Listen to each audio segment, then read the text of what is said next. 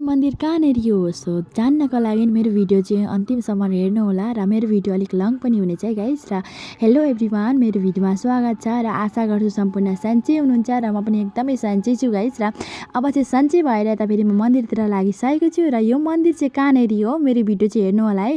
र फेरि यता मन्दिरतिर लागिसकेर गाइस हामी फेरि यता एन्ट्री मारिसकेका छौँ र यो मन्दिर चाहिँ म आएको छुइनँ, म मात्रै होइन गाइस र मेरो बहिनी पनि भाइ पनि र यता साथी मम्मी पनि आउनु भएको थिएन र भाइको बर्थडे परेको थियो र त्यो दिन फेरि अब टाढा मन्दिर जान सकिएन र छेउमै मन्दिर छ भनेर हामी चाहिँ फेरि यता आइसकेका छौँ मन्दिरको दर्शनको लागि। र गाइस यो मन्दिर चाहिँ हो तेजपुरमा महाभैरव मन्दिर जान्नुभएको छ होला र को आउनु भएको छ, अब को आउनु भएको छैन भने पनि एकदम आउनु होला। यो मन्दिर चाहिँ एकदम राम्रो रहेछ है गाइस। र हामी फेरि यता पूजाहरू गरिसक्यौँ र फेरि बाहिर यसरी दियो अनि यता अगरबत्तीहरू बाल्न दिँदै रहेछ। यता बाहिर हामीले दियो अगरबत्ती बाल्यौँ र साइडमा हेर्नु न शिवजीको लिङ्ग राखेको रहेछ नि त, र लिङ्गलाई पूजाहरू पनि गऱ्यौँ हामीले।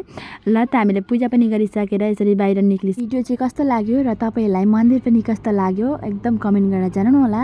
ल त गाइस फेरि अर्को भिडियोमा भेट्दैछु। ल त बाई बाई।